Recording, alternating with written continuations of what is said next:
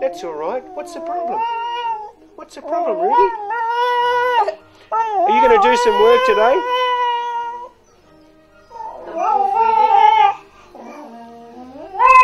See, she's old Tom.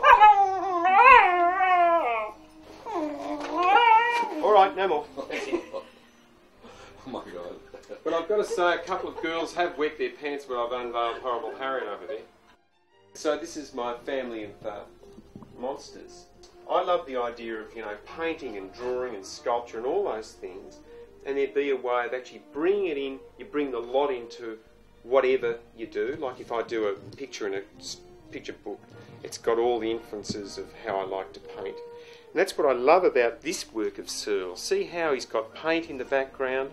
Here you can see, look, he's actually made a mistake or run out of paper. And look, Rolf, he's actually glued a bit on. See there? I love that stuff. He doesn't give a rat's ass. He just... What I loved about his stuff was atmosphere, and I realise now that's what I try and get in my pictures. Yeah, you also got the loose background. Yeah, and all this stuff. This is sort of, I think, from looking at him. You know, and all this...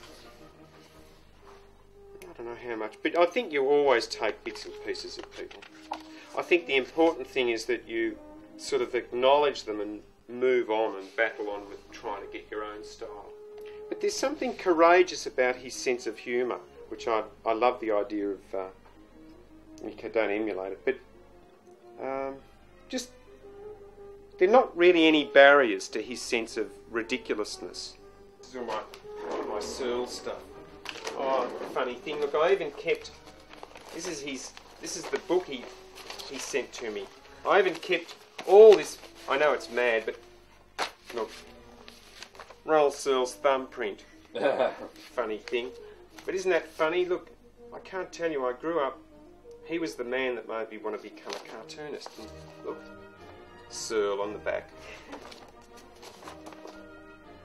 From Searle.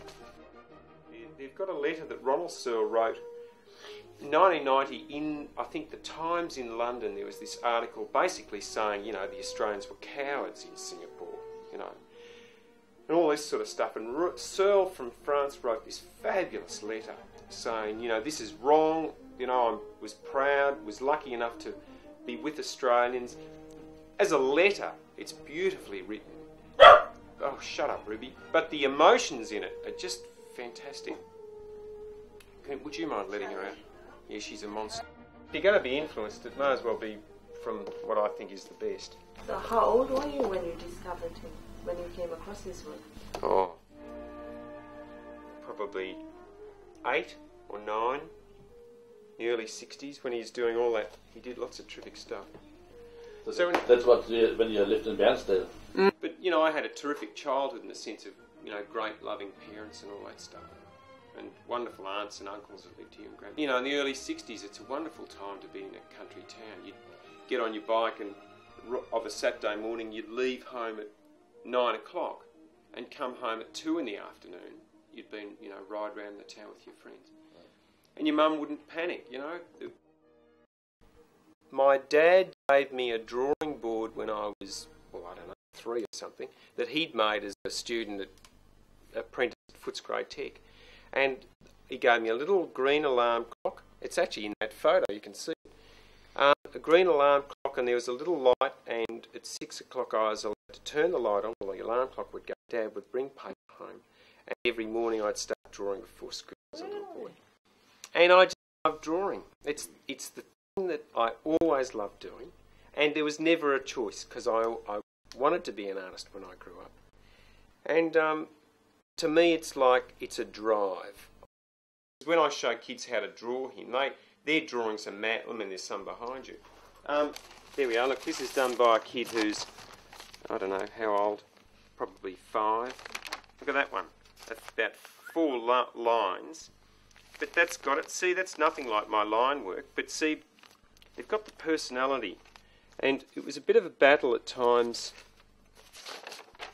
It was a bit of a battle at times because they tried to get my style, the line work, you know. But anyway, look, you can worry, you But anyway, these are hilarious, I think. That's great. I've got millions of these. This is done by a kid who's probably, how old? 4. Look. It's pretty funny. My book drawings aren't childlike at all. The lines, they're sort of, if anything, sophisticated. But people who don't know anything about art mistake the way I draw as like a kid's. But look at these. These are done by kids at a school.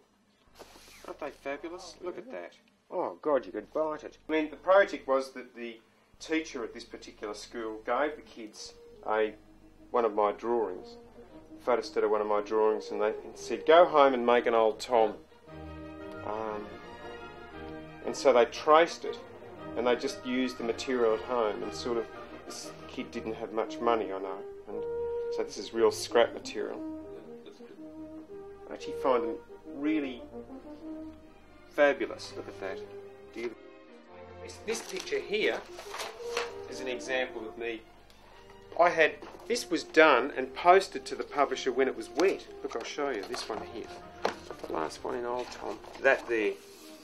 I thought, that's it. The post office person got it that with a hairdryer to dry it so we could send it off.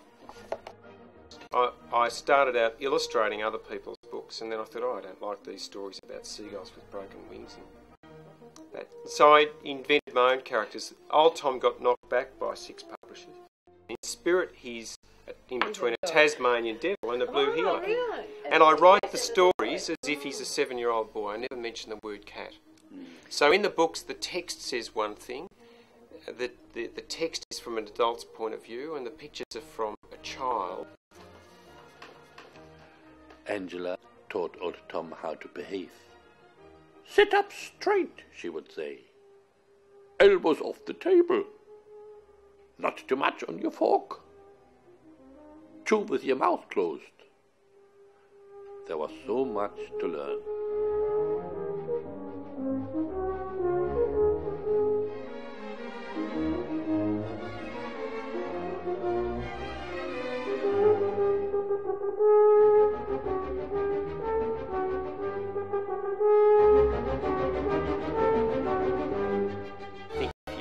Able to do what you love to do, you know, gee, That's your life. yeah, well, you count blessings.